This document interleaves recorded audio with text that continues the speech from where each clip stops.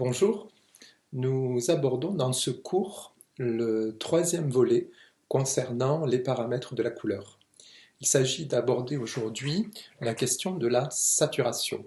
Donc en résumé, nous avons vu dans le premier cours la notion de teinte, qui est la notion la plus simple, et c'est ce que le langage courant nous permet d'identifier par le vocabulaire. Lorsqu'on dit rouge, vert, jaune, bleu, en réalité, nous parlons de perceptions visuelles qui correspondent à des phénomènes vibratoires, à des longueurs d'onde, qui chacune correspond à une teinte précise.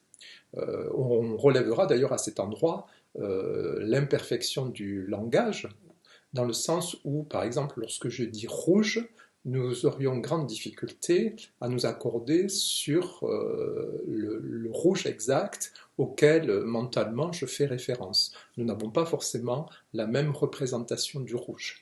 Et c'est en ce sens que la teinte est intéressante lorsque on la rattache à une longueur d'onde, c'est-à-dire à un paramètre chiffré sur lequel on peut effectivement s'accorder.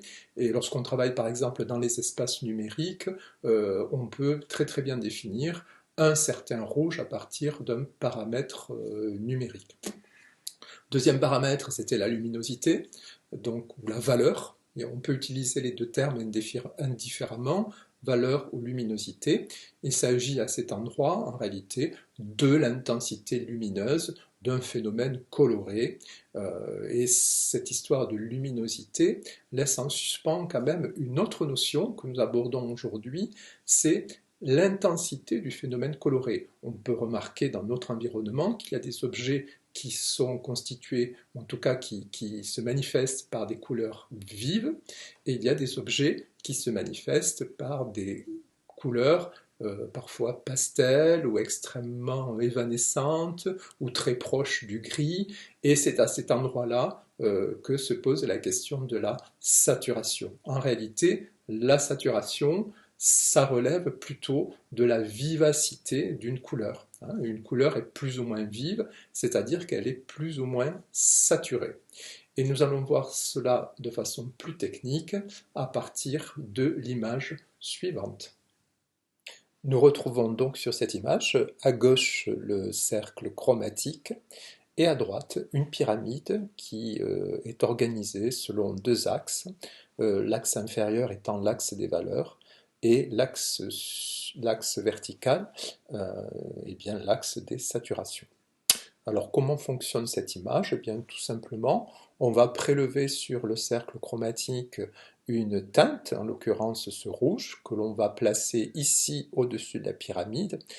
Nous nous souvenons que les rouges et les verts ont un niveau de luminosité assez proche du niveau de gris moyen que nous retrouvons ici sur l'échelle, et c'est la raison pour laquelle ce prélèvement de rouge à pleine saturation vient se positionner, grosso modo, au centre de l'échelle des gris.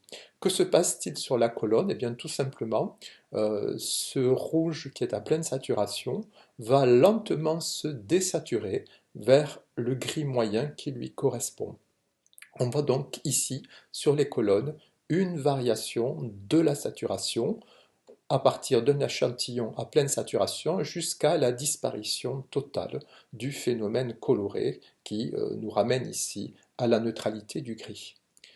Comment est construite cette pyramide par ailleurs? Eh bien, tout simplement, cet échantillon de rouge à pleine saturation va d'un côté se désaturer vers des luminosités plus claires ou bien vers des luminosités plus sombres que l'on retrouve ici à l'extérieur de la pyramide. Que se passe-t-il quand cet échantillon de couleur vive va s'éclaircir? Eh bien, l'augmentation de luminosité va faire tomber un tout petit peu la saturation. C'est pour ça que l'on descend d'un niveau dans la pyramide, ou même de deux niveaux à cet endroit-là.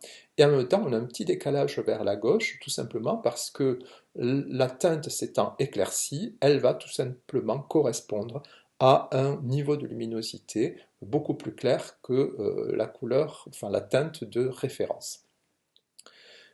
Également, on voit que cet échantillon de rouge légèrement désaturé et éclairci vers le blanc va également subir un effet de désaturation sur la colonne correspond à sa valeur de luminosité. Ce qu'il faut identifier dans la pyramide, c'est qu'on a au moins deux axes qu'il faut clairement saisir. D'une part, les axes horizontaux, qui sont des axes où ce qui varie est simplement la luminosité des différents échantillons, hein, et qui correspondent à chaque fois au gris neutre sur l'échelle des gris.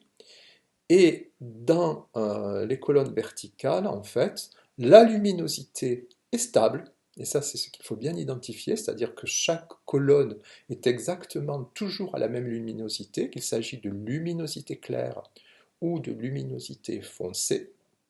Mais ce que l'on voit varier, c'est progressivement la saturation, c'est-à-dire l'intensité de couleur émise par ces différents échantillons.